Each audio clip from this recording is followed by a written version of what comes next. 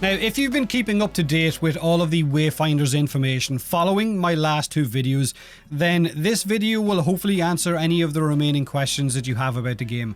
Recently, the developers held an AMA on Reddit, and it gives us a much better look at what to expect once the game goes live. First off, Wayfinders will have open world areas and dungeons, so it's not just a dungeon runner. Its open world areas are full of events, group activities, world bosses, exploration, secrets, and so on, with more, I guess, overlands areas set to be released at a later date. So the game is going to expand its open world areas, whereas the dungeons are randomly generated and can give you mutators, which will increase the variety of those dungeons and the difficulty and the drops you receive from them as well.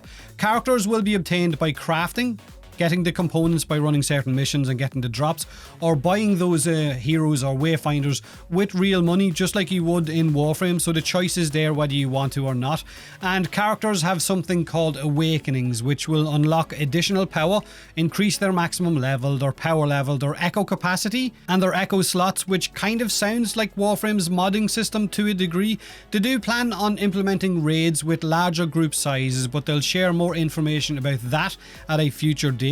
Guilds are also on the table, something to look forward to, with guild neighborhoods and housing being planned for the future as well. Now, build variety plays a huge part in MMOs, so what will make your Wayfinder, your character, stand out from someone using the exact same one?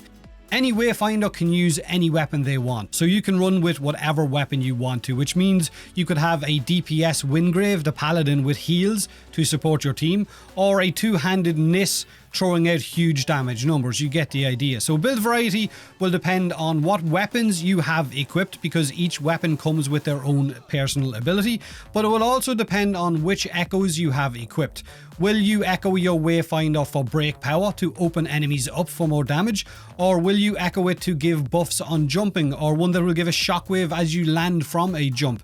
Each of your Wayfinders has 4 abilities which can be upgraded as you level that character. However, you won't be able to max all of the abilities out, so you have to pick which ones you want your, I guess, your Wayfinder to be built around. You will also have to choose which weapon mastery talents you have equipped, what consumables you are using, what accessories you also have equipped, which will give you different stats and come with different set bonuses as well. So weapons, echoes, accessories, consumables will all determine what your specific build is for any particular Wayfinder. For players who like healing in MMOs, right now the only healer that they have in the game is Wingrave, the Paladin, the guy with the sword and shield. But they have another healer currently being worked on, and a third healer being slated for a future date as well. They are also looking to release a pet class in the future, so something along the lines, I guess, of a hunter in World of Warcraft, or a necromancer, or something along those lines. They have also said that mounts for characters is something that they're looking at. Wayfinders, however, will not have player trading, so you're not going to be able to trade hero or weapon components to speed up a friend or someone else's acquisition of a particular weapon or Wayfinder. You can, however, use an imbuement at the start of a mission in order to change the mutator with friends in your squad to help them farm for an item that they might not have if they also don't have that current imbuement. So kind of like, I guess, a relic share in Warframe without really everyone having the same relic. So just once one person in your squad has that imbuement and they start the mission, then everyone can benefit from those particular set of rewards.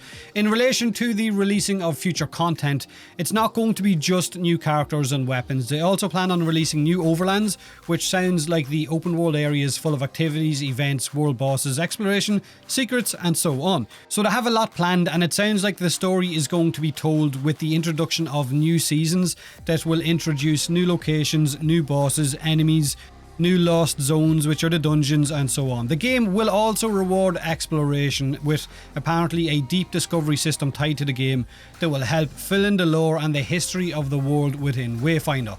Now, there will also be a Founders Pack for, I guess, up for sale on the release of the game early next year to help it get up and running. For those of you who were asking if it was going to have one similar to what Warframe's was, it is also being released into early access next spring with full release at the end of the year, complete with crossplay across all systems Xbox, I believe, will be a thing on release. So for those of you who are a little bit disgruntled that it wasn't coming on Xbox, the Xbox logo is on the website. So I'm guessing it's just not going to go into early access, but it will show up for full release. But I will leave you with this comment from Sir Snarf, Airship Syndicate's community manager.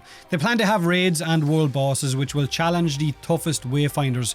They also plan to have content drops, adding new zones, creatures, bosses, weapons, characters and so on.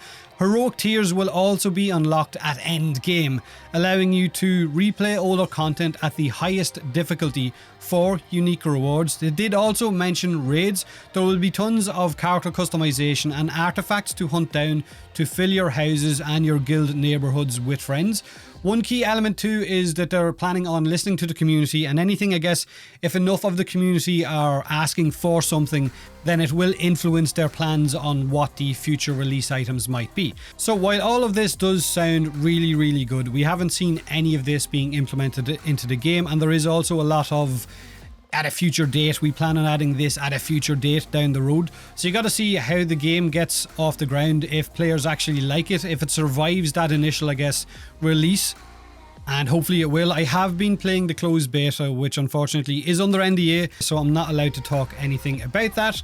But all I will say is I am really looking forward to the full release in early access at the start of next year. But let me know in the comment section below what you like the sound of or what you didn't like the sound of. Have a great day, and as always, thanks for watching.